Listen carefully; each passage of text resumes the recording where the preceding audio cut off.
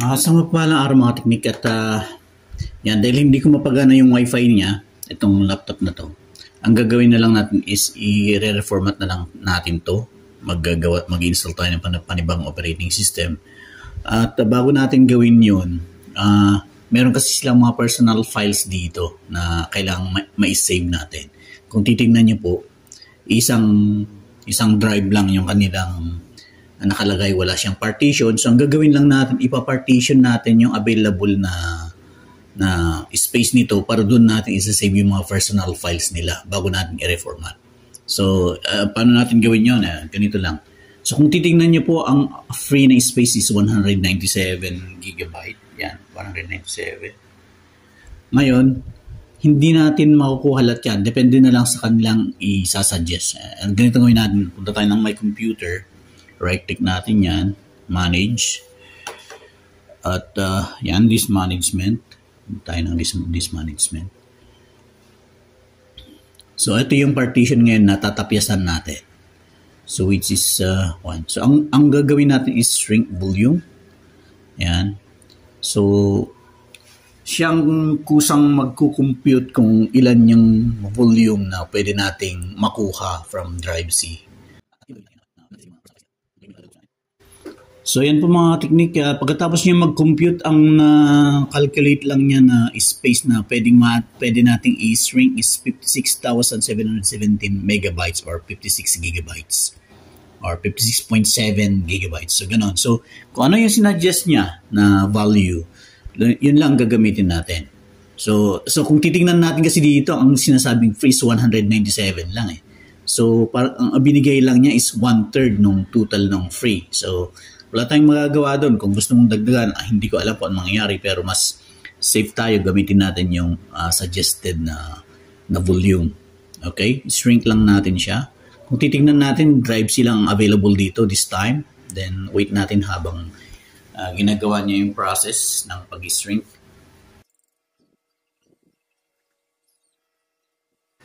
So yan, pagkatapos niyang mag-shrink mga technique, meron na siyang unallocated dito. Kung mapapansin niyo itong block na to, yan, itong block na unallocated na to, ito na yung kanyang na-shrink. So tinapyasan niya na to ngayon. So kailangan natin i-online. Kita niyo po, this drive pa lang nakalagay dito, drive silang. So dito ngayon, kailangan i-online natin siya. Yung simple volume. Next. Kung ano yung nakasuggested na volume na sinuggest niya, yun ang gagamitin natin. Next lang po tayo. Then mag-assign ka kung anong drive mo ilagay since yung vacant. So ilagay ko na lang yan. Next, then perform quick format. Then lagyan natin ng pangalan na data files or data folder. Then next, finish. So makita niyo po, nag-turn blue na siya at nagre-reformat yung status niya. Then after that, yan. Available na po siya. Andun na po siya. So naka-online na. So from here na, lahat ng mga personal file nila, ilalagay natin dito sa drive E. So yun ang gagawin natin bago natin sila i-reformat. So including dito yung driver. Just in case nakukulangin uli yan, pwede nating tapyasan pa yung drive C. So yun ang panat ngayon. So ang napag-aralan na lang natin dito is pwede nating tapyasan yung pinaka-drive na andun yung operating system for personal data. So medyo mahaba-habang proseso pa to kasi mag-install pa tayo ng bagong operating system bago natin mapagana.